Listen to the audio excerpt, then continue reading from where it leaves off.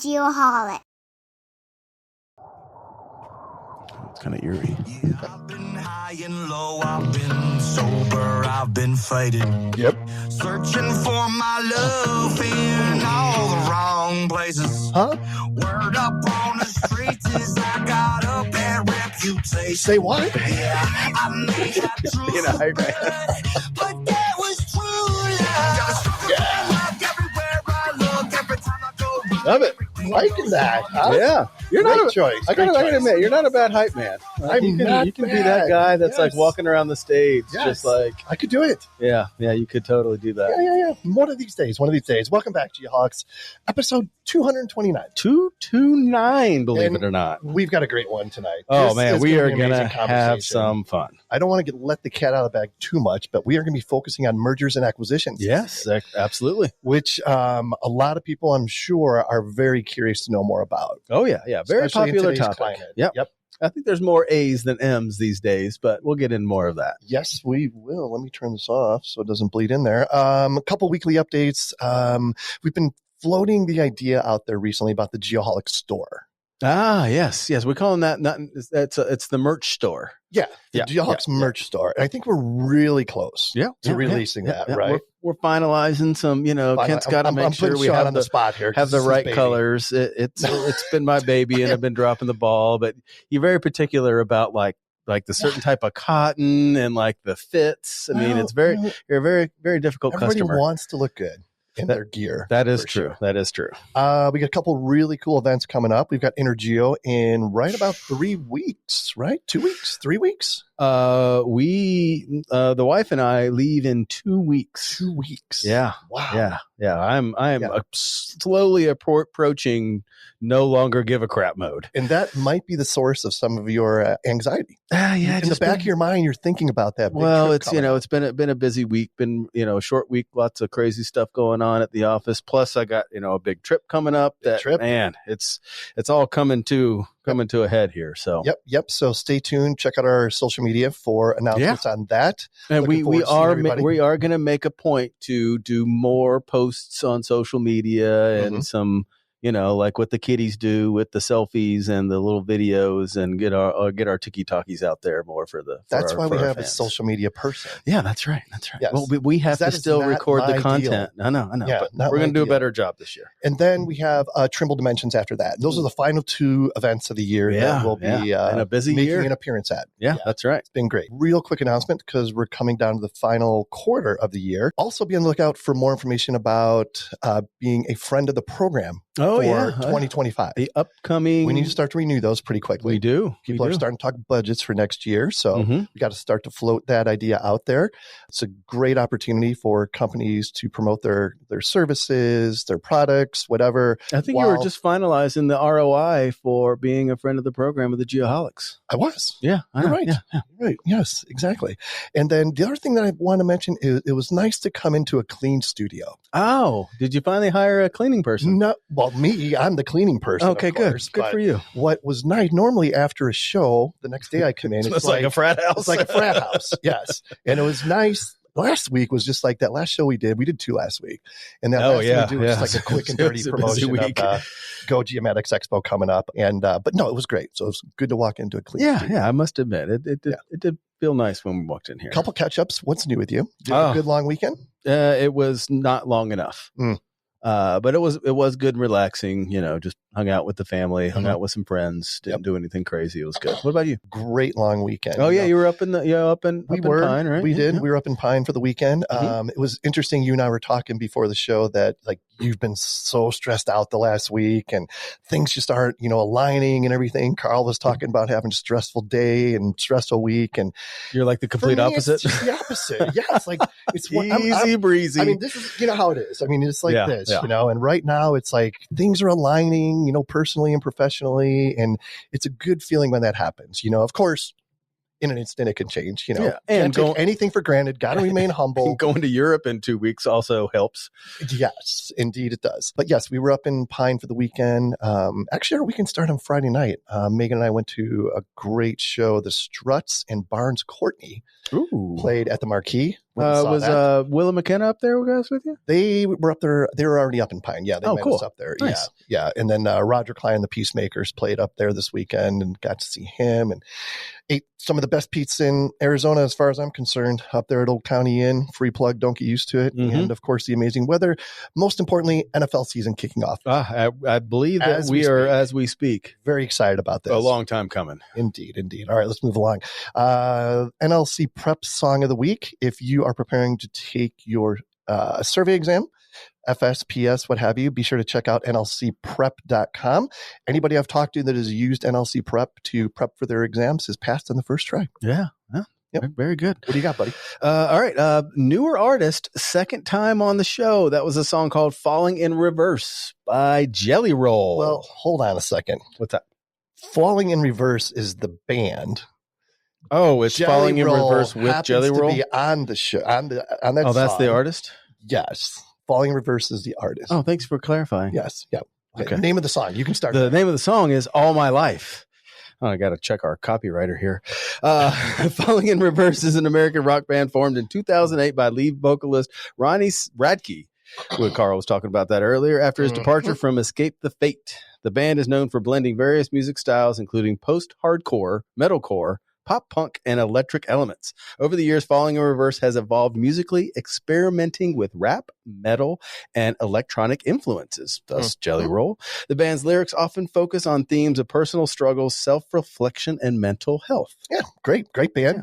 Love that song. Glad to have him on the playlist. And I should mention the playlist, Spotify. Always. The Geoholics playlist now is up to 14 hours of music.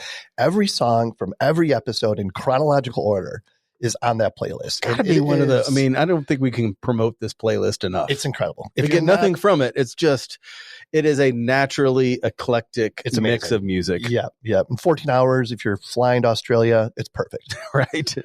All right. We are in the Diamondback Land Surveying studio this evening. As we a little are. Bit about Diamondback Land Surveying. They provide complete surveying, mapping, and construction staking solutions for residential, commercial, and public works projects. DBLS is a firm made up of highly skilled professional land surveyors with over 200 years of experience in the public land survey system and construction surveying. Their survey teams take great pride in being professionals in all aspects of their work and emphasize on-time service that maintains an excellent reputation in the construction and development communities by consistently providing top-notch services to our clients. Dude, that was like the best read You ever. did really good. Yes. Yeah. To find out more, go to diamondbacklandsurveying.com. Yeah, we don't talk about TK enough about how great a guy and great DBLS is. When you talk to TK, make sure you mention him that the Geoholics sent you. Oh, absolutely. All right. Next up, the Geomax Weekly Service Pro Tip. To find out more about Geomax, go to geomax-positioning.com. Love this quote. I know it goes right along with this year's lot of the theme of this year. Yep. All right, so here we go. If we are not failing, we're not trying big enough things. That was Jesse Cole, owner of the Savannah Bananas. Yep. Love that quote. Any further commentary on that, Sean? You know, my wife. Feel like you're failing enough? Or could you fail more? I can always fail more, and part of I got little self reflection here. Part of the anxiety and issues from this week was still letting that fear and shame of failure come in when it really shouldn't be there, and I got to push it back out. Yeah. Can only worry about what you can control. Yeah, right. Yeah. In most things you can't. And even if it doesn't work out, that means I at least tried something, and we're going to, and all the things, all those sayings come into play, this stepping stone or this failure is tomorrow's stepping stone and all those other things. But that's very timely for me. Yeah. And nobody's going to die. Right? Yeah. Nobody's it's going to be all right. All right. Next up, the GeoSearch Career Corner this week. They have a client that's looking for a sales executive in Denver, Colorado. Really? Not a bad place to live, actually. Their client is searching for candidates with a minimum of 3 years of sales experience, preferably in the land survey, construction, or heavy equipment industry. This position requires a working knowledge of the local construction market with a proven track record demonstrating the ability to develop relationships with customers and promote sales, rentals, and service. In this position, you will be responsible for prospecting and identifying opportunities and closing deals with small, medium, and large contractors. You will be selling TopCon, and I haven't heard of this brand, to be honest with you. Is it Futura? Not sure. I butchered it. I apologize. Robotic total stations, construction lasers, GPS, and 2D, 3D machine control equipment and supplies, among many other products. This position will require you to be a driven, self-motivated, and goal-oriented individual. Nicely done. To find out more, simply go to geosearch.com. And as always, happy mapping. Love those guys at GeoSearch. I know. They're the best. I always forget about them sometimes, you know? Indeed. Okay, we're here. We got it. Time to bring in the experts on the subject matter. Yeah, So let's get this thing going. we've got Byrom Hess with us, Karl Obergh, and Duffy Haggarty. And what we're going to do real quick is let them do brief self-introductions. Karl, I'm going to let you go first. Let's just go with name, kind of who you're with, what you do. And then our icebreaker is going to be, what would your walkout song be? That's easy. So I'm going to start with the walkout song. Fair enough. Love it. So since we're on the falling in reverse kick right now, I would have to say "Watch the World Burn" would be my song. Ah, okay. I Yeah. do know this band. Yeah, Oh, yeah. You know, yeah. Ronnie Radke actually raps just as fast as Eminem does in Monster. So it's pretty awesome. Really? Yeah. All right. Super talented. So my name is Karl Obergh. I'm actually a regional director for Ardura Group. Ardura Group is about a 7-year-old firm, and we're, as of today, about 1,750 people. Wow. I actually, and about 85 plus offices. I am the regional director for, it's in the Southwest. We call ourselves a mountain region, but we're not really that mountainous. So Arizona, Nevada, Utah, Colorado, and New Mexico. So, Nice. I think that's mountainous. I give you Little mountainous mountainous. there. Yeah. Yeah, good mix. Byrom, why don't you go next? I'll start with my walk-up song. That would be Blind by Korn. Nice. Yeah, good one. That song always gets Good me one. going. Yep, that's awesome. I currently work for Bowman. I used to work for Hess Roundtree. We were acquired by Bowman December of 2023. Paint's still dry. A little too dry. I'm currently overall the integration, everything from accounting, IT, HR, all that for our Hess Roundtree business unit. And then I also manage all of our solar clients, which is all survey work. Nice. Nice. All right, Duffy, last but not least. So Duffy Haggarty with David Evans and Associates, and I am the business unit leader for survey and geomatics. And I guess my experience that I'm bringing to the table, just to clarify a little bit, I've not been involved directly in a lot of our acquisitions, but I haven't been involved in the integration part, ancillary. So I wanted to start with that clarification up front. And my walkout song would be Johnny Cash, Burning Ring of Fire. Oh, I knew it was going to be Johnny Cash. love it. Those were all three really good answers. Yeah, I feel like we should just add them to the playlist because. Yeah, I think we should. All right, let's jump into this here a little bit. Well, of course, those icebreakers were sponsored by Trimble Geospatial. Oh, yeah, we got to mention them as many times as we can before Dimensions in November. Be sure to visit geospatial.trimble.com for all your survey needs. Oh, yeah. Fair enough. All right, let's go. And of course, as I mentioned, our topic of conversation this evening is mergers and acquisitions because a number of the folks on the show have been involved with either a merger or an acquisition. Yes. At some point. for Actually, sure. all of us have. All I of us believe, have. Yes. Yes. And there's a ton of this happening right now. You know, it's like every day I get on LinkedIn and I see, you know, Sam purchase a new company or so-and-so person, Collier's purchases. Yeah. You know, Ardura is now. yeah, exactly. So there's a lot of moving parts right now. So there's a lot to talk about. There's a lot that needs to be considered. And we need to take full advantage of this opportunity to talk to these folks that have been through these things. So let's just kind of get real general right out of the gate. You know, when it comes to like a strategy that needs to be, considered when going into a merger and acquisition. So, Karl, I'm going to let you go first just because you're sitting right in front of me and I live my life vicariously through you on Facebook. Talk about like a general strategy that needs to be thought about, you know, going into one of these situations.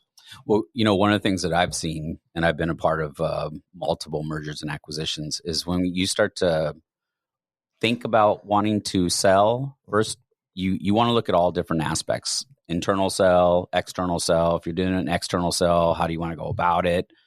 But no matter what you do, any sell you do, even internally, you need to make sure your net value, your EBITDA is a certain point. Your liabilities are way lower than your assets because we've seen that. we've seen where assets, like if something happened to the company, their liabilities were higher than their assets, and that usually doesn't work. So for anybody wanting to sell their firm, then those are things I would say, start looking at that. So you're saying you should have an actual like plan, some sort of idea on how much you make a year and what your assets are and what your liabilities might be, and oh yeah, and you know what your backlog is. Ooh, huh? Your longevity. Have you had claims? Your employee longevity. So, I mean, those are things that like we look at with firms. Yep. So. Yep. And one thing we should probably mention is prior to Ardura, Rittak Powell was your firm, and you were majority owner of Rittak Powell. Yes. At the time when you were acquired. Yeah. So I acquired Rittak Powell in 2004. Okay. And I was employee number 5, and I was actually employee number 7, but 2 of the employees, Rittak and Powell, were leaving. Got it. So it was easy for me because it wasn't so expensive. Sure. But there's a lot too when you acquire or you open up your own firm. Yeah. There's a lot more to it than people realize. So Yeah. We're going to get into that more. So Byrom, in your situation, how did your firm know it was time to go through, an acquisition? Probably the biggest thing was the age of the owner. He was getting closer to that retirement age. So he kind of knew I need to start figuring my exit plan out. One of the biggest things I'd put is start earlier. It's all right. No problem. It's only water. Oopsie daisy. If it was vodka, it'd be different, but it's only water. I'd be licking it off the table. But you want to start earlier than you would expect, because it can take multiple years. Yeah. And that's one of the biggest things that a lot of times people probably start too late. Yep. The firm that I work at, my dad previously owned, and he was always planning to sell it internally. Sure. But he ended up getting cancer and had to sell it, didn't have that time, but then you're selling under distress. Sure. The former owner who just sold to Bowman, he thought he was going to go internally, but then after kind of evaluating it, making sure everyone's on board, because there are a lot of things that go into it. And there's different risks depending on if you're doing it internally or externally and how the deal's set up. Gotcha. But it does take a good amount of time to go through. We talked to, I think, 3 different firms Oh, wow. before we actually were acquired. And 2 of them, we actually went pretty far down the path, like where we talked for over 6 months. So, interesting. so it can take a while to kind of work through everything. Yeah. Kind of come to the place. Yeah. So is there like a I don't know, a civil consulting marketplace where you put your firm up there for sale type thing? Like how do these other firms know that that you guys were in that position? For us, I don't know. To be honest, I think some people, just because, like you said, there's a lot of merger and acquisitions going on. So I think you get a lot of cold calls. So we got a lot of just cold calls. Gotcha. One of the first ones was our former owner actually had a relative that was at a firm that was looking to acquire. Okay. The second one, I think, was just a cold call, like a merger and acquisition firm basically reached out and said, "Hey, are you thinking about retiring?" And then that deal fell. Gosh, dang it, man. That was awesome. I love it. That fell through, and the merger and acquisition guy that was working with that firm actually hooked us up with Bowman, because we'd already kind of been through a bunch of the due diligence. We're kind of primed and ready to kind of. Yeah. And you said something early on about, we'll talk about surveyors specifically, but typically horrible business people, and most of the time do not have an exit strategy. So they're put in a position of, I don't know, weakness a lot of times, I suppose, as a result of that. Well, I don't think it's just surveyors. There's it's engineers as well. I mean, one of the things that we all talk about in surveying and engineering and construction management and inspections, not a lot of us went to school to study business, or even English, for crying out loud, or economics, or anything. Like, I didn't have an economics class. No, not at all. Yeah. When along your career did you learn what EBITDA was? About a year ago. Yeah, right. No, That's awesome. no. I think everything with me was trial by error. Yeah. So it was like I just Yeah. had to jump into it and learn it. But, Yeah. Seems to work out okay though. So I love the due diligence aspect, and we can ask Duffy this to start. But when you get into looking at a firm and say you're the whale swallowing the minnow, so to speak, what are the things? Karl said a couple things, but what are some of the due diligence things that you really focus on first when you look to see if a firm is attractive or somebody you want to bring on the team? So in most of my experience with integrations, like 7 or 8 years old, so it's a little bit stale, and it's coming from the side of actually post integration and actually integrating it with the team.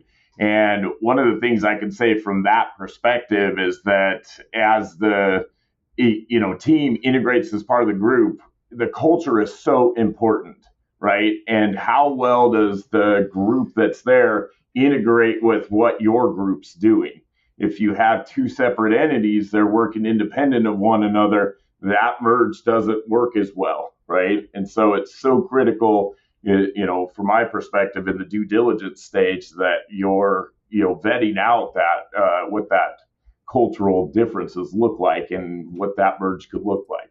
And is that personnel capabilities and lines of service, or is it just general office people disposition and how, what's more important? Is it general attitude or purely, lines of business? Well, we all know that attitude's important. So that's, it's important with any type of integration that if you've got a positive attitude, it makes it easier. But I think with more than anything, it's the processes. So, and how they go about doing things. And if you're set in your ways and you've been doing it for years and you bring in a new process and it's completely different, that's where your confliction can start, Yeah. So you mean you can't just go on that company's website, look at their vision statement and say, oh yeah, they're that sounds like a good vision to me. Great Let's bring them in. kind of matches ours. This ought to be perfect. Hey, that's what they did in the 2000s. Yeah, right. Not in 2024. How about you guys? You guys want to talk about due diligence a little bit? Well, first of all, I think the name Duffy Haggarty is an awesome sports name. Right? Yeah. I keep looking at his name. I'm all, man. I know. A quarterback number one, Duffy Haggarty. number one in your hearts. I think it's more like a cowboy bull rider or something, right? But I have to totally agree with what Duffy said. I mean, culture is a big monster part of it. Yeah. One of the things that I appreciate about Ardura and why I went to them was because the CEO owned his own small company, and over time it built up. Well, his idea was, if we're going to acquire, let's acquire small to medium-sized firms so we can maintain a culture, quick and nimble. We want to have that family style. We want to, keep these people happy. Let's get rid of the bureaucracy. I was about to curse. I remember you told me not to curse. No, it's okay. Oh, fucking cool. Yeah. So we're after 6 p.m. You're good to go. But no, so culture is a huge part of it, because a lot of us started our firms because we didn't want to work for the big firms. We didn't want to be number 85086 or whatever. And, we wanted our clients to realize if there's a problem, you can call me. You don't have to call somebody that may not answer that goes to somebody and stuff.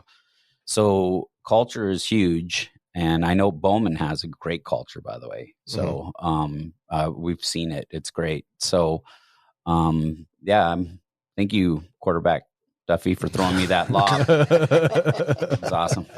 Take it home. Yeah, there you go. So Byrom, you mentioned like you were talking to, or your company was talking to other firms as well. So obviously you went with Bowman because you felt like they were the best fit, right? So that was part of it. It was, there's money. There's a lot of things involved. Of course. What's the best fit?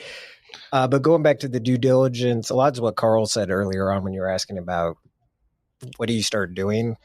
Because a lot of information is going to be required, and most people, especially if you're a smaller company, and as we just talked about, a lot of engineers, surveyors, they're not trained to be business people. You kind of learn as you're going.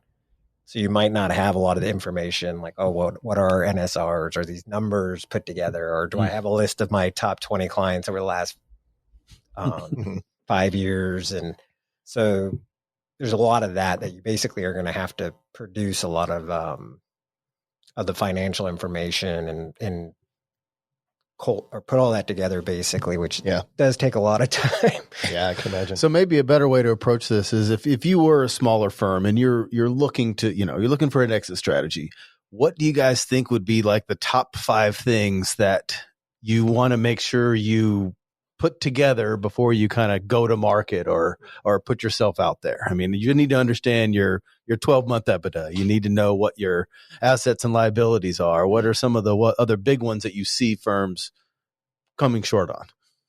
Bookkeeping. Bookkeeping is big. In general, yeah. That's the biggest one we've seen some of our acquisitions fail at was, just maintaining a good book. So there was one firm that we looked at buying, and we got into they had Deltec Vision. And it was very clear that they'd never had training with it. That's good. The problem we had was if we were to buy that firm or to acquire it, the amount of effort we would have gone into in trying to understand how to clean up contracts or finalize contracts was going to be a nightmare. So I always recommend when someone's about to sell or thinking about selling, get your books in order, hire somebody who knows what they're doing because it's worth it. And then also make sure your computers, your vehicles, your equipment are updated, because there's other times where I've looked at acquiring firms where they had survey equipment that was outdated. Sure. And we all know, in order to get the S1s and all that kind of stuff, that it's not cheap.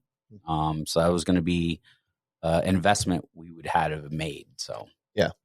Yeah. And I would think, companies that have the most up-to-date equipment and stuff like that, I mean, that just says something right out of the gate about how they do business, And the other one is always make sure that you've taken care of your clients. And when I say that, we don't like to look at firms that have claims or had a lot of claims. Yeah. So that's a big one. You make sure your clients are happy, because if you have a bad reputation, nobody wants to buy you. I had somebody in my office go, you know what? We keep buying these firms that are busy. Why are we not buying firms that are not busy so we can use their people and be busy? I'm like, there's a reason. So you're telling us to buy a shitty firm. Yeah, right. So that you don't have to work hard. And then we're just going to lose money there. And then we're going to lose money by those employees probably leaving because they don't want to be busy. Why don't you just wait for them to leave on their own, not by the firm?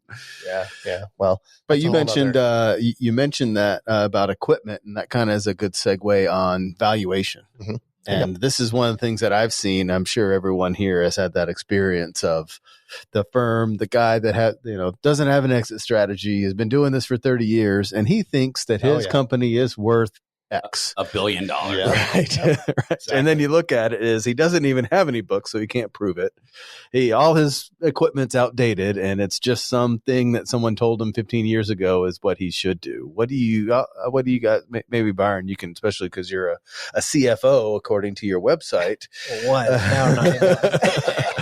But how do you approach valuation? What's something realistic that guys can get some value out of? It's going to be your financials. It's going to be your book of clients, contracts you have, stuff like that. Your backlog. So you're saying you actually have to have written contracts in place, or if you like us, we had on-call contracts. Those are going to bring a lot of value because we do a lot of schoolwork. Mm-hmm. So if we have like a 5-year contract or something like that, that's going to be it. But it's basically most of it's financials. A lot of your equipment, they're not going to put any value on. Like there's value there, but it's not. You're not really taking that into consideration. Mm-hmm. It's basically you're going to go through and look and see like what's your NSR for the last 3 years type stuff. And then that's what's going to drive your value. You're going to have to inform our listeners what NSR is. It's net service revenue. I'm on the spot. That's enough. It's basically your revenue divided by, or that's your revenue factor. Now I'm getting confused in my head.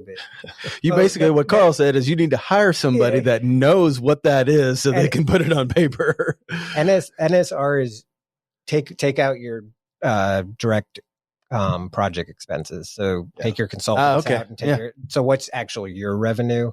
And then the other things where I was getting confused is this revenue factor. It's taking that NSR number divided by your labor, which basically shows how kind of profitable you actually are. Got it.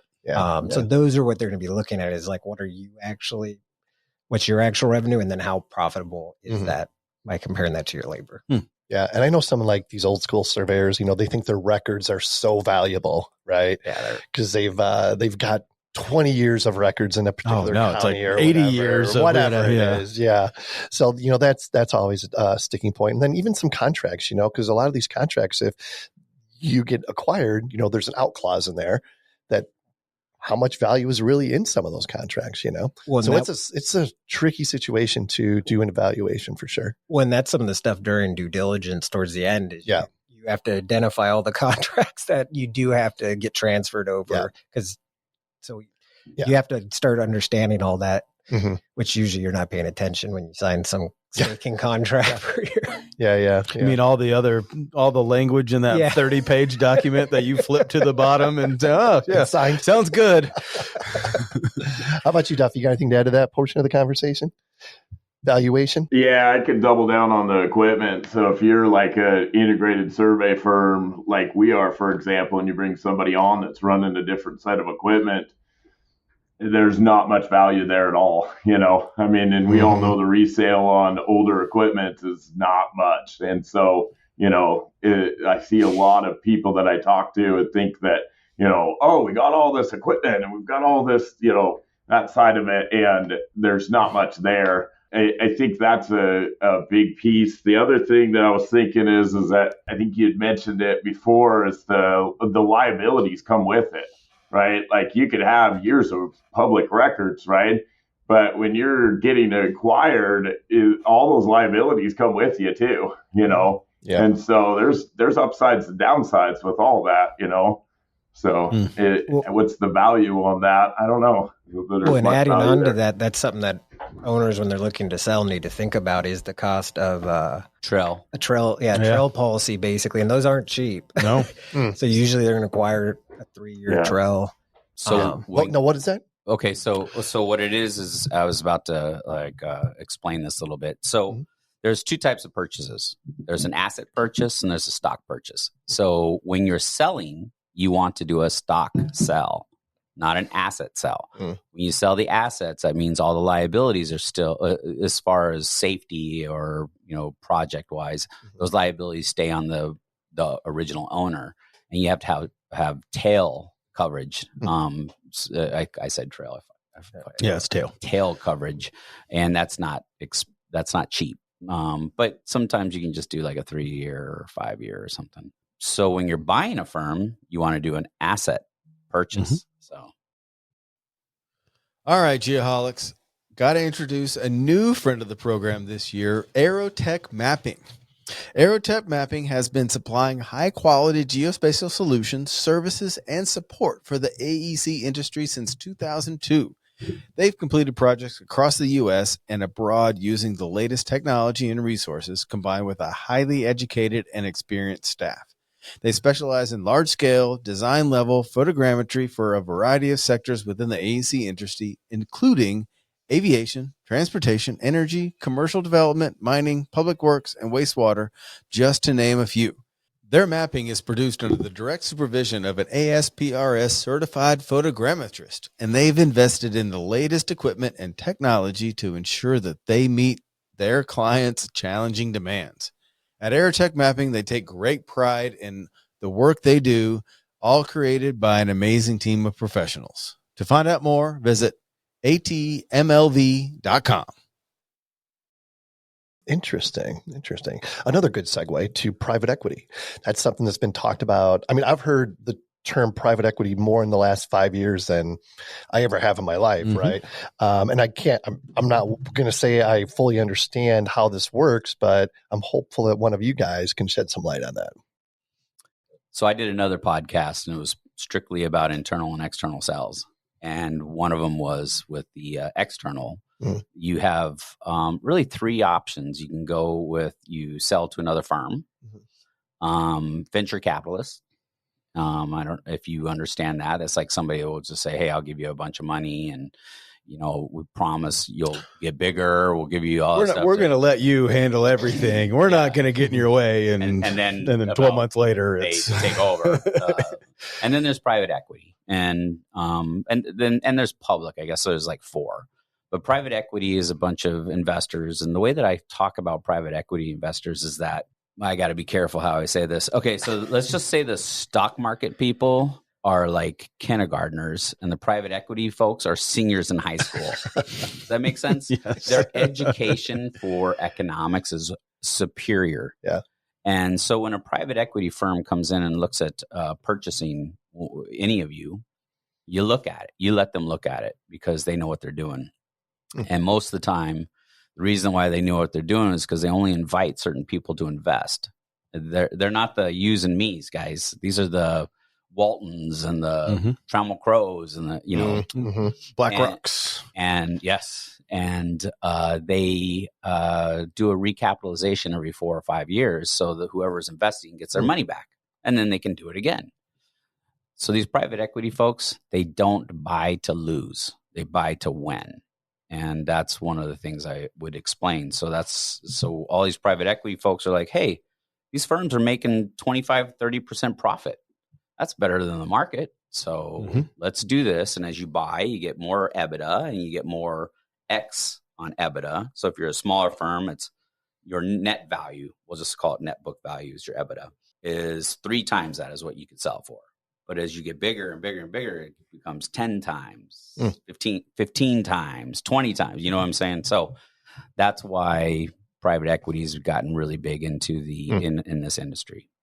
And I've also seen some stats too of that they're, and it's been recent in the last 5 to 10 years, really in the last 5 years, it's been a big push into the AEC market, and mainly because they see what the potential investment is, federal government and where all the money is, and that it's strictly supply and demand. There is a huge supply there's a huge demand for AEC, and there's a whole bunch of trillions of dollars there, and they look at all the AEC companies and all the professionals out there, and there is this much supply out there. And like, well, clearly there's a lot of runway with all these firms. Let's go, like you're saying, let's go put our money there because our rate of return is going to be better than anywhere in any other market right now. And for the foreseeable future, 27, 28, that's still where the projections go. I think it's going to be that way for a long time.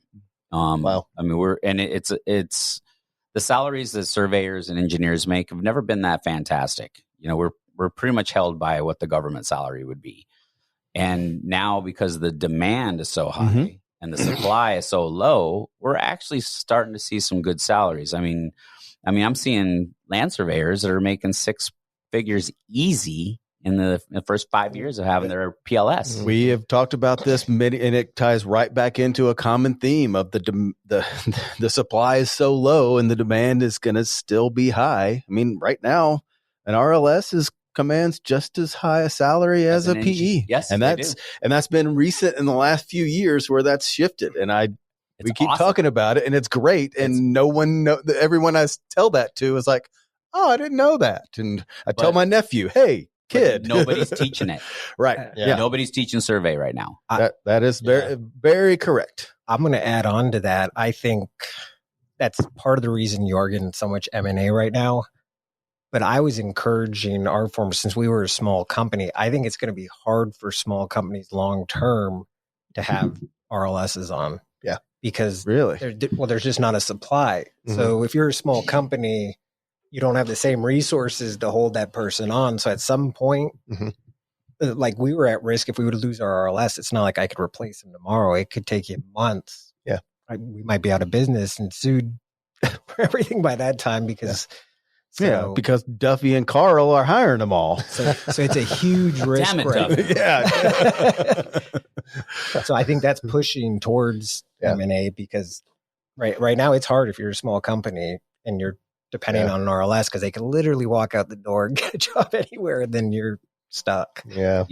And it doesn't matter even if you're small, large. I mean, it's just people are following the money. And I always there's a dichotomy there because I want people to be loyal, but I understand they need, it's nice to make some money. The other thing I learned when owning my company was I could be as loyal to my employees as like beyond belief, but my employees weren't as loyal back, even though they would say they were. Yeah. So I would throw money at them to keep them and stuff, thinking, oh, they're loyal. Yep. But then some other firm ABC would say, hey, I'll give you an extra 20% with a signing bonus of $25,000.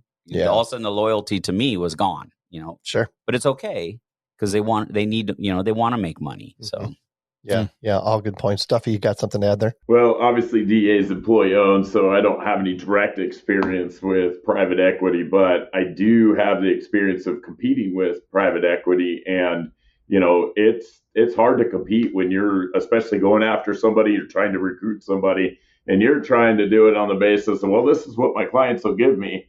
And it seems like when they're offered something from somebody else that's getting backed by another source, it's like, the sky's the limit, and we can't compete for that because we're looking at different factors, Yeah, good point. Is there any concern on longevity there? I mean, I know some, like a nice, fun employee-owned company like DEA, you think, okay, this is where I'm going to end my career.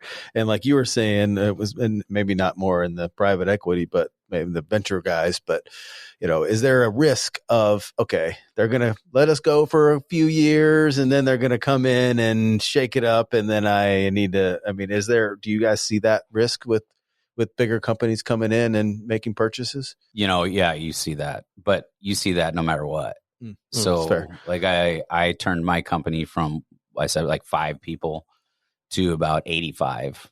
And we went through all kinds of different changes. I mean, there's growing pains no matter what. Sure. If you're 1,500, if you're 12, when you grow, it's hard because I remember going from QuickBooks to Deltec Vision. That was like splitting the Red Sea. It was like impossible, right? But, we had to do it. Ritok Powell did. I don't want anybody to ever be fearful of that, but there is a point when you're to me, because I've worked at H&TB, I worked at Parsons, I even worked at Kimley Horn. So I worked for some of the big firms, and there are some pluses and minuses from the big to the small. First of all, I hated being a number.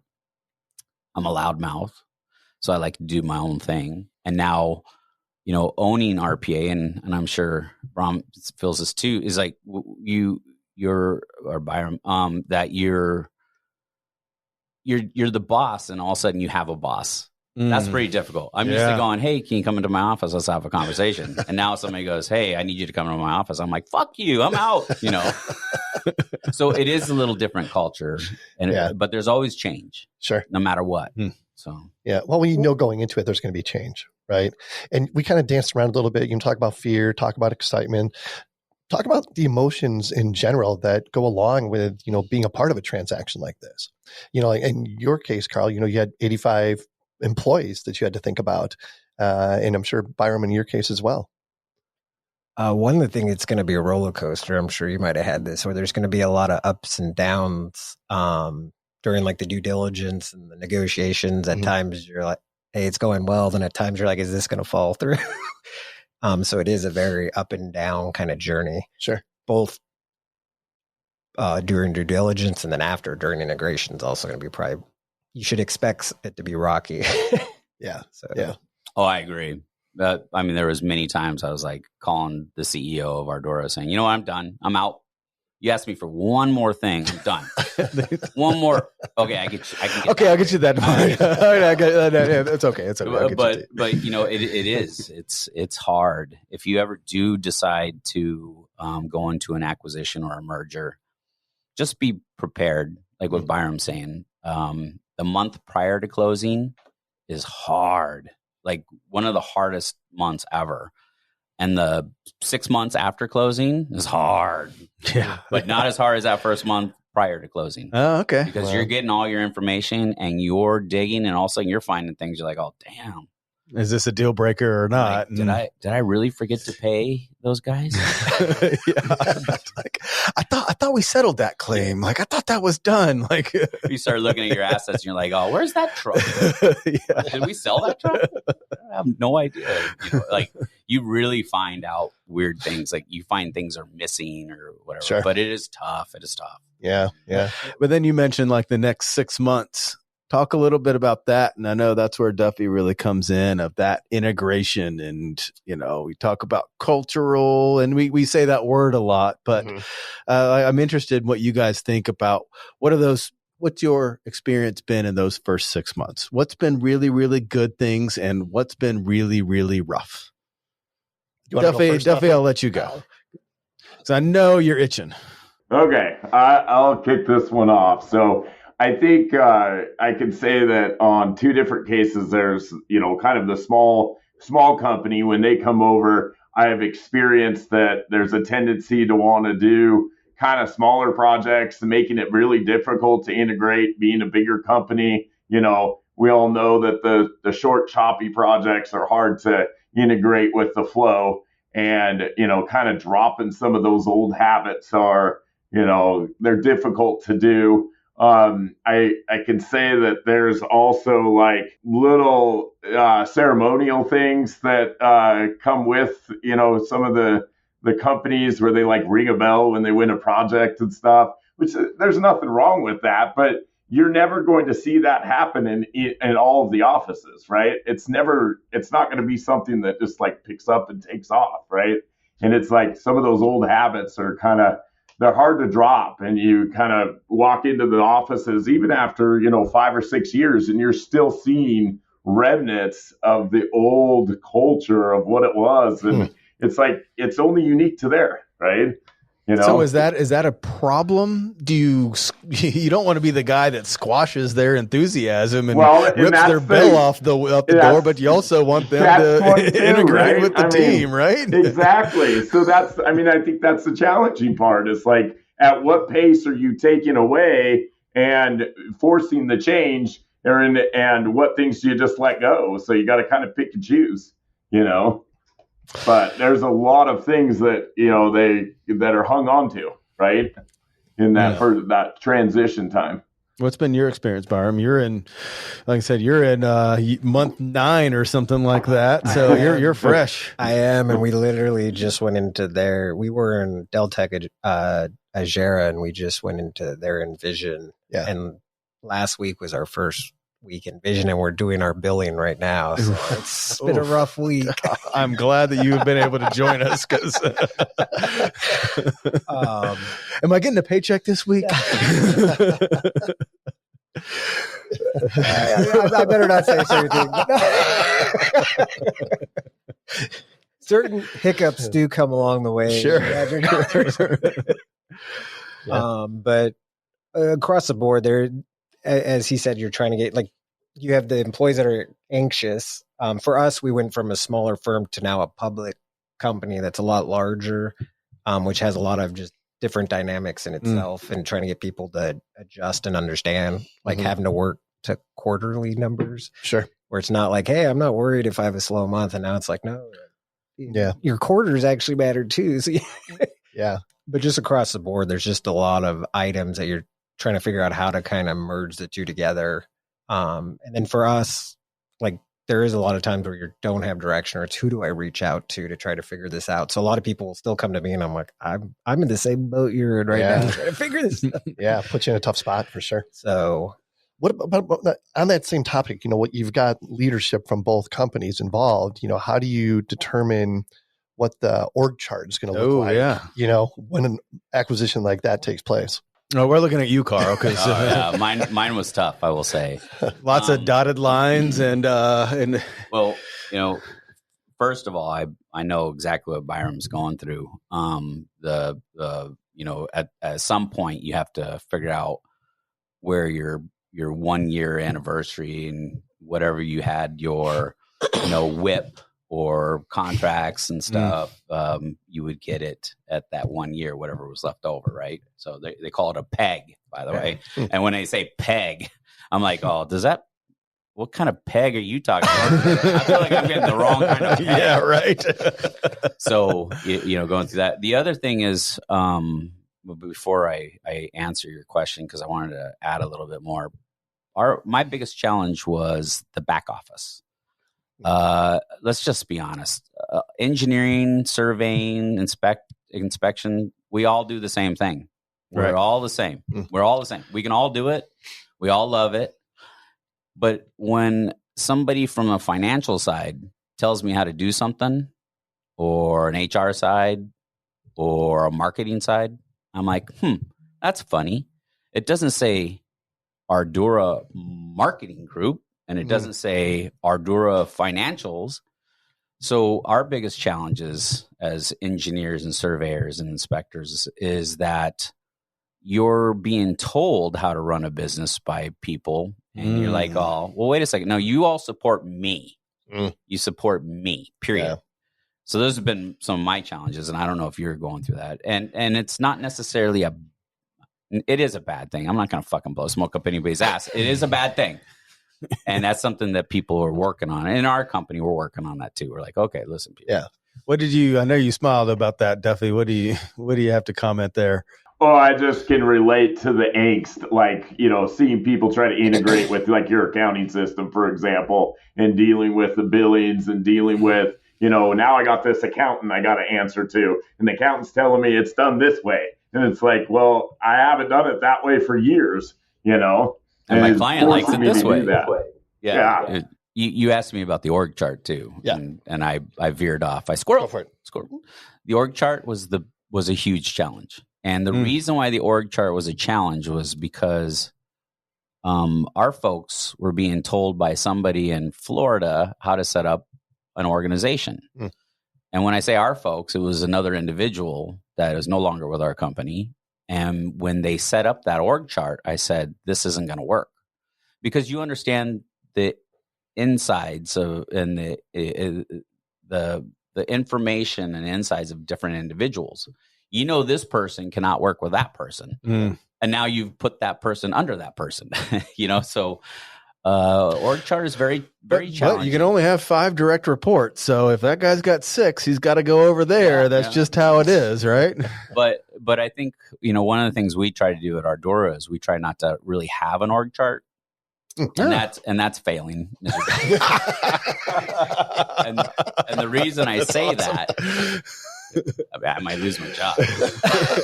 I'll work with you guys. Yeah, cool. No, but it's the younger people. They want to know what the ladder is. Yes, sure. Absolutely. So, and what's cool is our CEO and CFO. They're all like, okay, maybe we do need to have an org chart. But when you're acquiring, we've acquired like 30 firms now. Wow. So when you try to acquire and you're constantly doing an org chart. Yeah, right. All the time. So it's challenging. And I've made that mistake. Me personally, it's we don't need it. We don't need titles. We don't need any of this stuff. Just, you work for you. We all support each other. And then you realize that was just me thinking this is what people, especially the kids, want. And that's not at all what they want. They want structure. They want to see where I can go from here to here. They want to know who their boss is and who his boss is. And it's all got to be all dialed in. And it is harder than I ever thought to put that together. On our end, it was interesting. We had, and I'm sure every company does it different, acquires. The way Bowman does it right now is they kind of leave you on an island where it's like, okay, you still have your unit as we're integrating. Most of the structure is still there, which creates some issues as you get kind of far down the process, because they actually split engineering and surveying are two different businesses. But it's a novel idea. When we're still trying to be together, but then we know they're splitting, then you have some people that are like, well, you're my boss right now, but you're really not, which that can create some issues. Plus, it was just funny. I remember in their thing, it would say like, because they have in their system, you could see like what the org chart is. But I would look over here and it would say, it says I'm the branch manager over here, but over here I'm under corporate accountant, and over here. So I'm like, I don't even know. Over here it calls me this, over there it calls. I was like, whatever. Yeah, technically I answer to the junior controller, but I also oversee the store. Yeah, I actually run this whole business unit right? too, but I also need to. My boss is technically someone I never met in person. Yeah, I'm just looking forward to being in the basement looking for my red stapler. Right. Well, I got to, and that kind of brings up a question that I really want to ask, and I want to get you guys honest feedback. You all been through this. Have you ever caught yourself being a straight up hypocrite where you said, I am not going to do this. We're going to do X. And then 6 months later, you're doing Y. Is it really possible to keep? I mean, I hate to say it, but have you been in that position? Daily. What about you, Duffy? I know you talk a lot and make a lot of commitments. Well, and I can relate for just hiring people on, you deal with it, right? You try to paint this picture, right, of what it looks like and how it's going to be. And, yeah, you may get a pretty high percentage on it, but there's, nothing's perfect, right? And a lot of it's still in the eye of the beholder, right? And who's looking through their lens, right? Can you personally attest to that? I am going to say no comment. No comment on that one. That's great. That's awesome. So funny. So my experience as far as an acquisition goes, I was working for a larger firm in Chicago. We were acquiring a 100-person firm out here in Phoenix. Got approached in Chicago. Hey, do you want to move out to Phoenix, be part of the acquisition, inject the corporate culture, all that fun stuff? And I'm like, oh my God, this sounds amazing. I've always wanted to live in Arizona. My kids are young. This is perfect. Get out here. This other firm, the employees, they did not want to be acquired at all. And it was like everything was pushback. And I'm like, this is a freaking nightmare. What have I gotten myself into? But I think that's probably something that's very common when these things happen. Oh, yeah. Yeah. Well, luckily I went in with expectations that it was going to be rough, which helped. But I'm constantly talking to our employees, trying to make their expectations reasonable to what you're going. That hey, integration's going to be hell no matter what you do. Yeah, we just have to get through these. There's stuff's going to happen, sure. and that's a good segue too. Of like, how do you communicate to your employees what to expect? What's the best message that you can give to them? And what are maybe some warning things? What do you tell your staff? That actually starts, and it can differ between who's the person selling it, because some of that needs to start during the due diligence. Obviously, your key employees, right? To make sure you're retaining certain ones. Usually, there's going to be certain incentives, and you're going to have to identify those probably before you ever even start thinking about selling. Yep. So you want to do those. Our owner, in my opinion, let the employees know too early. That's a good point. Which can create a lot of issues, because since that one didn't go through, then your people, because then I was worried, like, are we going to lose certain people? Because it creates anxiety, and people, they want to have the choice of their own destiny. And they're kind of like, so I had a lot of times like kind of walk people back, like, hey, and give a lot of information to let people know, like, this is still going, or right now we're working on these, because people would be like, hey, what's going on? And it's like, so even when you tell and who you tell when you're kind of looking to sell, matters. Like I said, I think you want to be transparent, but you also need to wait to a certain point, because if you go too early, and if it falls through, that can create a lot of issues down the road. Yeah. And then once we were acquired, a lot of it is just trying to let people understand, like, hey, there are going to be rough periods. Like, that's kind of expected. We're all in this together. That's a big thing. Nice. Yeah. That it's, hey, it's not you. Like the difference between, like, because we had some employees that thought about, like, I had one employee that was about to take another job, and I was able to kind of talk him out and be like, hey, you're kind of doing the same thing. At least here we're going together. Yeah. There you're going on your own. You never know how it's going to be on kind of see this through kind of thing. Yeah. Like at least we're all together and we have your back. We know your value. When you're going somewhere else, like, everyone promises it makes it sound so great, but once you get there, who knows? So What about you, Karl? So I was actually surprised. So we were going through the due diligence. We didn't say a word to anybody because it could have fell apart. And, exactly what Byron said is that, if you tell people too early, then it could backfire on you. If you tell them late, it's okay. I mean, because if they're partners, though, they need to be understanding. I was super surprised how many of my employees were actually excited about this opportunity. Really? I thought I was going to lose like 50% of my employees because, there was an opportunity for them to grow within my company, but now they're seeing they can actually grow within a little bit bigger company. But what my problem was, and when I say mine, RPA, Rittok Powell, is we're really an Arizona firm. And when things were tight in Arizona, we were tight. Now if things are tight in Arizona, my folks can work, we can share work everywhere, across the nation. And a lot of my employees really liked that. And because it gave them a sense of security. Like they weren't going to possibly lose their job if we didn't win a couple big projects. Right. So the other thing is that you definitely the keepers, the ones that have been with you, the ones that are actually really loyal. Our company was really good about saying, hey, we're going to give you this payout, but we really, really want you to identify who your top people are. And we expect you to give some of your money to them. Interesting. And we tell that to other firms that we acquire. And it's been very successful.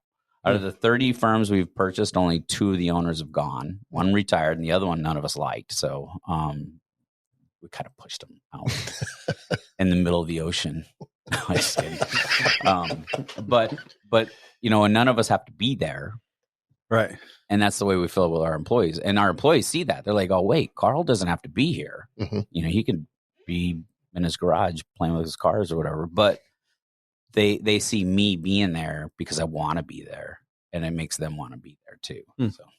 Yeah. Well, I think in that case, like you and the rest of the leadership team at RPA, you guys had to paint the picture correctly, and you had to stand behind it as a cohesive unit so that the employees all bought in, right? Because if there was any, crack in the armor or whatever at the highest level, then people are going to start questioning everything, Well, and the other thing is it's like any story. It starts out as a blue car that went by in the morning to it was a red truck that raced by in the afternoon, So, and what is there? There's always 3 sides to a story, one, the other, and then the truth. As long as you're clear with your employees, this is what's going on, and just precise, and the clarity is where it needs to be, for it to be successful. What do you got to say about that, Duffy? Come on, quarterback. Well, throw me a pass. I can relate from our experience bringing over the 2 survey companies that we integrated. The leadership was very important. And I think being on the kind of post-acquisition side of it got kind of pretty much an excited team, that was ready to integrate and go to work. And I think one of the things that you'd mentioned too is the layers of PLSs and experience that was not there for them. Now all of a sudden they had was reassuring and securing. They could get QC or work share from other places, and that's something that they didn't have before. So there was a blanket of security with that. This portion of the program is sponsored by Altera Central. Altera Central is the authorized premier Trimble dealer for survey, mapping, GIS, forensics, and marine equipment in Texas, Oklahoma, and Arizona, and MGIS in New Mexico. Our good friend Scott Spears, he's been traveling a lot. It looks like it. Yeah, he's got some territory to cover these days. They have 8 offices and provide sales, rentals, repairs, and support for the full line of Trimble products: GPS, GNSS receivers, robotic total stations, scanners, Seiko accessories, mobile mapping system, used equipment, and field supplies, including our good friends at Juniper receivers and tablets, LaserTech True Pulse rangefinders, and Microdrone UAVs. They also offer field supplies and can deliver them right to your job site. I think we both know that. We've used them in the past. We have. And they have helped us on a job site. Oh, every single time. Finally, they offer used Trimble survey and mapping instruments such as GPS systems, robotic total stations, scanners, and more, all available on their website at allterracentral.com. Most importantly, all of this is backed by a service department with one of the fastest turnarounds in the nation. Love the folks at Altera Central. Absolutely. Visit allterracentral.com. Yeah, and are there any keys to that? Because what you just said, Duffy, kind of hits home. Having a team that's ready and excited in that transition, what do you think the keys are for that? Like you said, it's obviously clarity and being upfront with them, and maybe not being too early, but definitely not too late. Well, yeah. I think Ken and Karl both pointed out too, it's part of selling that. Just like if you're hiring someone, you always tell the story of your company. It's letting your employees know here are the upsides. We had the same thing. We, in a smaller firm, and the way our older engineers worked is they would do a lot of the old school red line. So our drafters were literally just copying those, and they're really using AutoCAD, not Civil 3D. So they were excited. So we were able to tell them hey, you will have these opportunities now to learn and try new things, or to some of our younger engineers, hey, you will have the opportunity to work on different types of projects now. Yeah.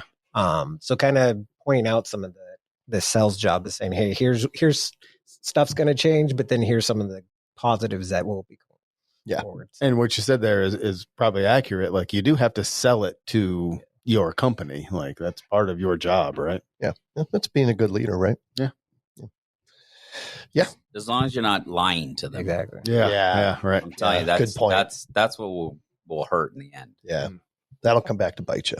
What would you say are, like, I don't know, some of the top 3 risks that come to mind if you're considering doing something like this, so you can maybe proactively address before you take that step? A lot of that depends on what kind of deal you're doing. Mm-hmm. So if I'm doing like an internal deal, usually people aren't going to be able to pay for it all up front. Yep. So you're going to have a lot of risk because you're probably going to have to carry a loan type thing. So that's going to have a lot different risk than and same with like if it's an asset deal or a stock purchase deal. Those have a lot different types of risk involved with them and tax consequences too. So it kind of depends on what kind of deal you have and even what's the structure of the deal, because a lot of them might have performance basis that you have to hit basically. Yeah, some metrics there. Yeah, metrics. Yeah, for sure. Well, capital gains, right? I mean, that's a lot to manage, right? Well, and depending on if it's an asset deal or capital or a stock deal, that makes a big difference. Yeah, because some companies will want to go and buy, like I did, because I purchased 6 firms, before I sold. Yeah, and some of them was like, hey, I'll give you a third down, a third stock, and I'll pay you the other third in 3 years. That's how some people do it. But when you do, by the way, I mirror everything you said on that stuff. That was the risk you said. It was exactly what I would have thought too. There are some risks, definitely some risks, but there's also some benefits. Yeah. People don't make it by not being risky. Yeah. If you don't try, you won't know if you'll ever be successful. So, people will always ask me, like, I can't believe the risks you've taken. I'm like, you know what? I've failed. I've not been perfect. But the few that have worked, in the end, the median was way better. Right. Right. So, but also with an internal sell, with what Byrom was saying, I can't say that quick. That's for sure. Is that I've seen people where they'll do an internal sell, and then the people that are running it don't run it right. Yeah. And the person that was relying on that money didn't have any money. Let me explain something. Nobody will ever run your company the way you run your company, period. I don't care if it's your son, your daughter, your best friend, your whatever. Nobody will ever run your firm the way you ran your firm. And that's something you gotta get over. So an internal sell to me is way too risky. Yeah. Way too risky. Sorry for you people that want to try to buy your person's firm, but it's too risky. Yeah. Well, and like, again, in your case, you were majority owner of RPA. There was a lot of letting go, right? Letting go of control and letting go of the things that you've done a certain way for X amount of years. It's got to be tough. Yes, it was. Sometimes it still is. Sure. But one of the things that I got to let go was actually my freedom. I got to create a freedom because when I owned the company for 20 plus years, I never could go on a vacation really. I always had to be within Wi-Fi distance because I was always worried. Right. Yep. But letting go, like I went on a European trip and sailed the Greek islands and stuff with family. And it was the first time I've done that in so long that it helped teach me to start letting things go. I still struggle with it. Yeah. I ain't gonna lie, but I'm getting better at letting go because I got to trust the system.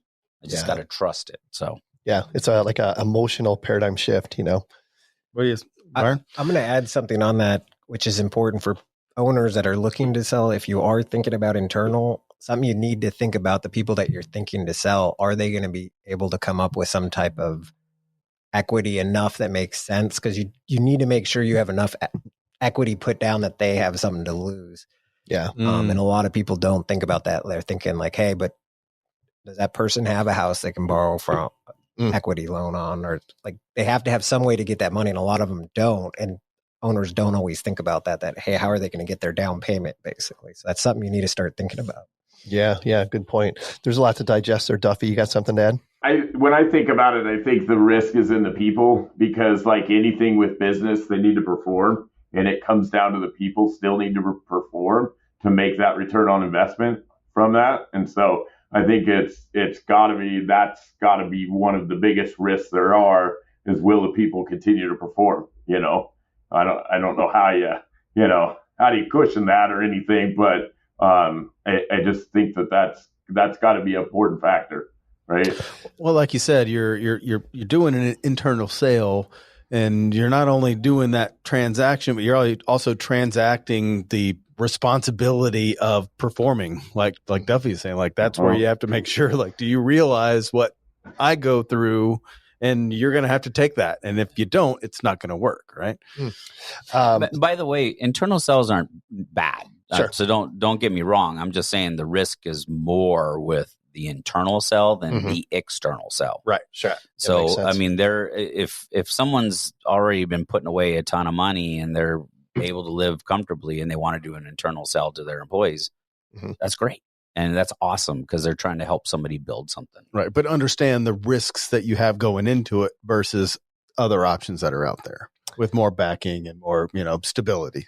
Right. Yeah. I'm going to add a little bit to it, which is kind of putting both these together. That's something on the seller side you need to think about before you're going to sell too, is if you plan to exit in a year or 2 or 3, do you have someone that can run your unit, especially if you're out of state? Because I know that became an issue with one of the companies we discussed with. Is our former owner wanted to leave. He only wanted to commit to like a year full time and then go to part time. Well, they didn't see who's going to run this off? Yeah. And I was like, I'm not going to do that. So, Yeah. so that's something you always have to think of. Is there someone there? Because companies will want to know that. If they don't have someone that's going to, step in, they're going to want to see, is there leadership that can run this when that person's stepping away? Because a lot of people that are selling, they want to be able to back off. So, yeah. Something Duffy said made me think of this. A lot of companies, especially reputable ones, will say that their people are their biggest assets, right? That's the same. Does that hold true during an acquisition? Oh, yeah. Yeah. Well, isn't that 100%. half the point of acquisitions is, you can't grow organically in the market because they're not making surveyors and engineers anymore. So you just have to buy somebody that already has them, right? Yeah. Yeah. I mean, that's what you're buying, right? The assets aren't worth shit, according to you guys. The trucks are dog shit. I don't want any of that. I'm buying those people. And yeah, but you can't put like a dollar sign on like you're worth $5. I'm worth 1,000. I don't know. I think Karl would say otherwise. I think he has to actually put dollar signs on. Our industry, we're a relationship-based industry. So to be honest, it is mostly about the people, because the reason I get work from certain clients is because I've developed that relationship. So a lot of times it is your people and the relationships they built. But you're not selling the idea of Hess or anything else. You're selling Joe in the corner that's going to crank out your drawings on time. Like, that's what you're selling. Correct, but you're also selling because they know, hey, like if I'm a project manager and I've worked with this company for 10 years and they know, hey, we're reliable. They're like we were talking about, even trust, like you need to be honest with your employees. You've developed that trust. In our industry, a lot of times, like when you're getting your project managers, they have those relationships, and that's where you're getting that work from, is driven from the relationships. One of the risks that I'm going to pick up off what you just said was whenever we buy a firm or acquire a firm, the risk is that the owner will leave and then people will follow. Yep. So there was some federal law that passed about non-competes and stuff. Well, it came back, so at least that protects some people. But you're buying the firm because of the people. So when the people leave, that kind of hurts. And you're stuck with all this work that nobody can do because all your people left. That's a big risk. And those are things that we think about when we're even talking to a firm to acquire, not just our due diligence on that firm, and really, really, truly includes if there's a family, if it's that culture, like my quarterback Duffy says, it's huge because you want to maintain that. So the people are The people are what make it. So what are some of the things you do to mitigate that risk? Usually kidnap their children. Yeah. I have a huge basement. Right. That reminds me, I got to return one of the children to one of the guys. Right. They get to a point where they're expensive, even with bread and water. Yeah, costs money. no, eventually it catches up to you. I don't know what that is. Just maintaining, when my quarterback Duffy was talking about how the ringing of the bell. I think a company that purchases a small company like that should actually look into doing that.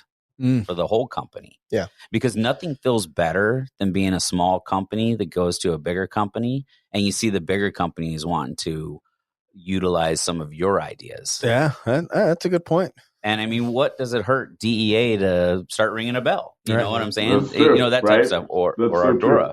Yeah, but let's be honest, Duffy. You did rip that door off the wall after year 2 of nope, sorry. If I hear that bell, Say that now one more time. an angel got wings. Yeah, we only get a bell for $1 million contracts at DEA. But that's how you keep your people. We did a thing like Cereal Day. We still do it. Yeah. And, we're starting to see our other sisters or whatever. They're like, oh, I like that idea. Let's do that. Or cool. we do $25 gift cards for Thanksgiving. Because we used to give everybody a turkey. But then when we get to 85 people, you That's don't a lot 85 of turkeys. So Right? we say, let's just get a gift card. And now we're starting to see it being done more. Yeah. Little things like that just kind of make you proud of what you created in your culture. Yeah. And I think the larger firms need to see that and they need to adopt that. Not push theirs, but to adopt. You got any examples like that, Duffy? I was trying to think because I know there's a handful that we've adopted that actually have integrated. So we probably got just as many positives and negatives integrating. I can't think of one specifically, but I know that there are things that integrated. Now they just become second nature. I mean, after 7-8 years, they're just part of our everyday. Yeah. We are kind of running long, but I do want to ask something that's not on our list that I know it's that's near to your heart, Kent. Is can we talk a little bit about safety culture, and have you experienced? How do you integrate a safety focused company with someone that may not be as focused? And have you had any challenges there? And Byron, you perked up, so I'll let you go first. Well, ours has been the opposite way. Being a small company, we probably didn't focus on safety enough, which makes us adjust. Our guys aren't used to now. They have weekly safety meetings that you have to kind of expect. Hey, there's going to be some non-charge time because they have to. Right, it's required that you're this weekly meeting and stuff. Plus, I assume you guys have the same thing with larger companies. We have to take certain safety online classes and go through that. Yeah.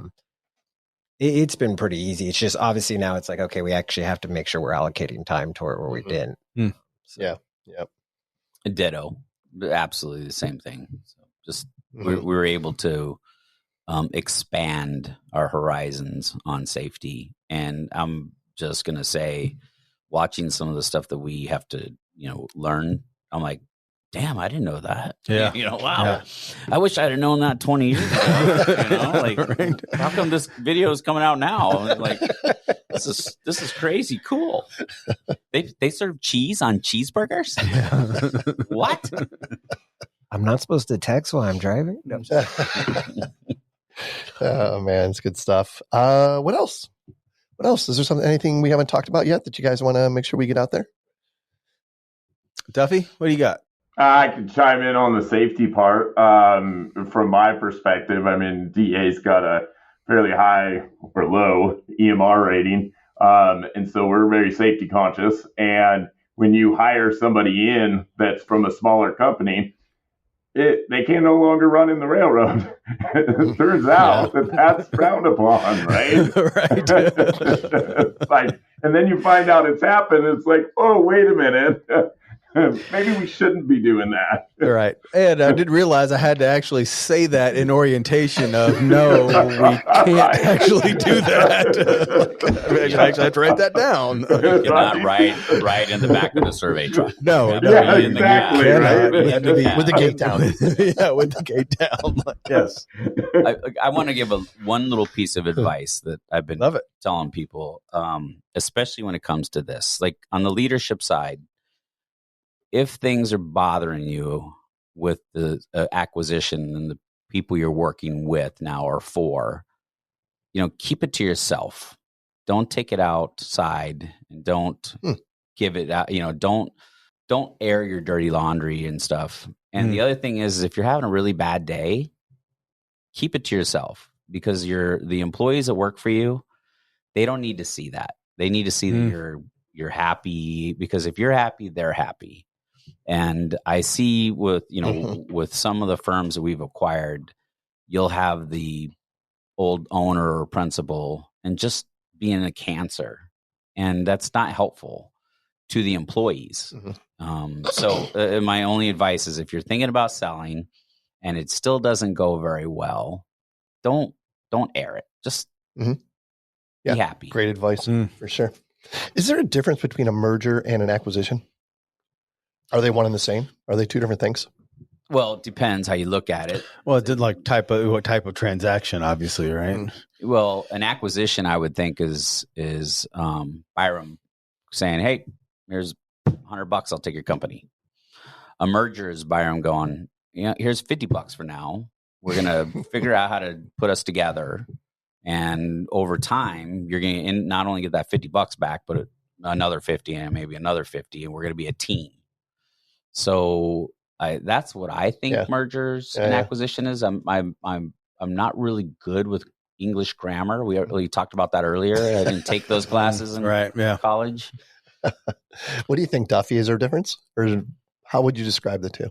I have to go with what Sean said. It depends on the deal. When I look at it, usually when I think of acquiring, you're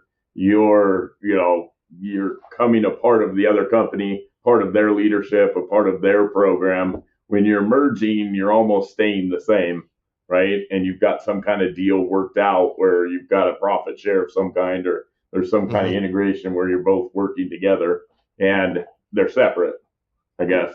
That's how I think about it. Yeah, and that's early on in the acquisition stages, because like you were saying, for a while, maybe it's changing now, but it was like Hess Roundtree, a Bowman company. Correct. Right? And then eventually it will be Bowman at some point, I'm assuming.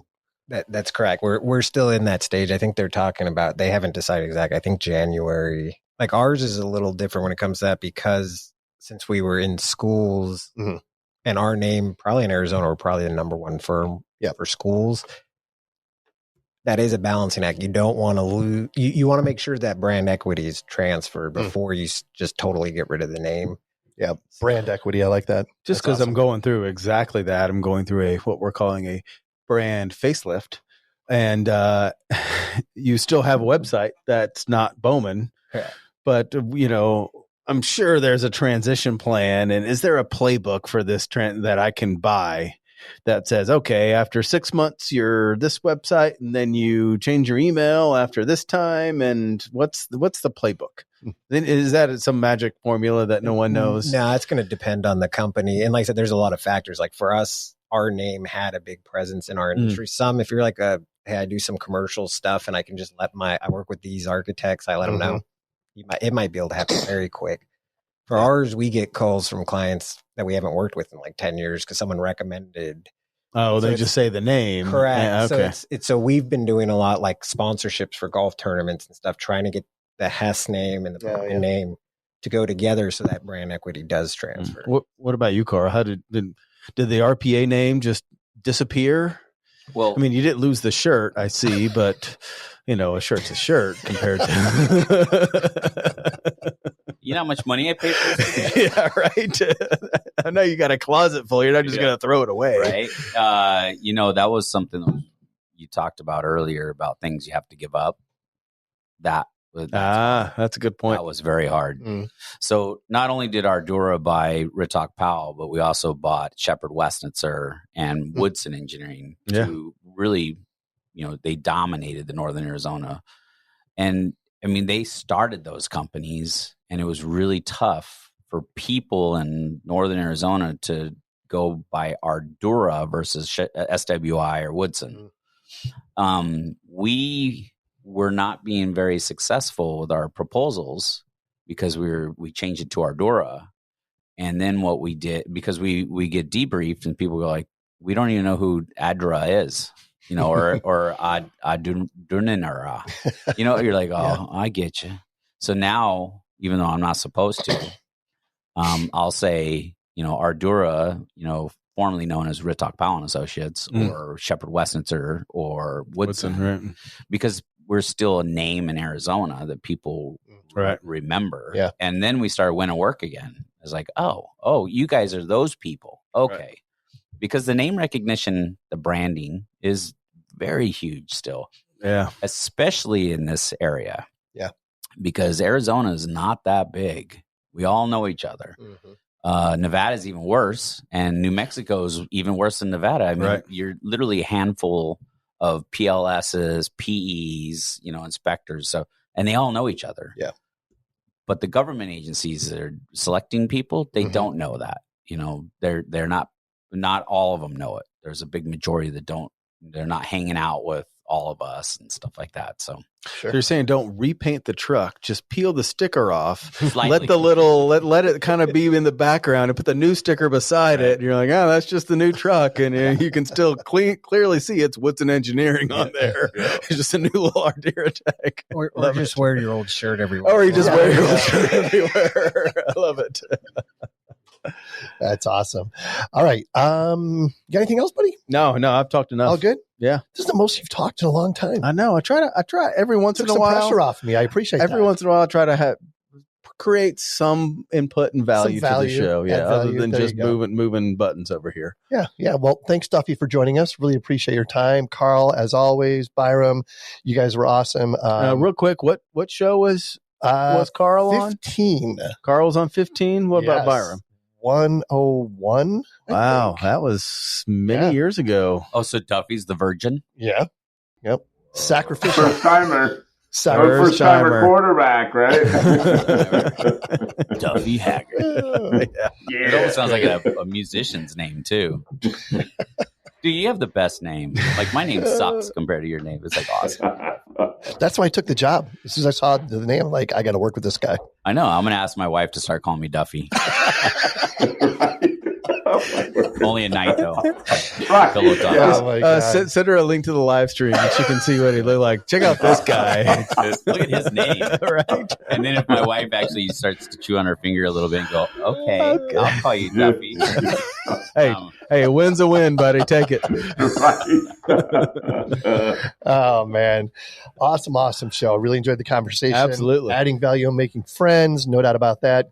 If you want to be a guest on a future show, shoot us an email at info@thegeoholics.com. Falling in Reverse.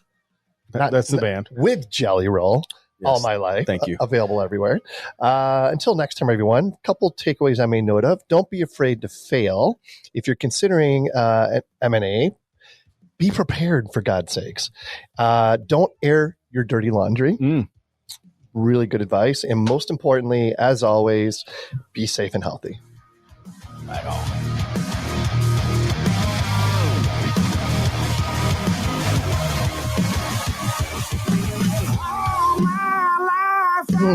So good. Have you seen the video? Yeah. My best to get it together.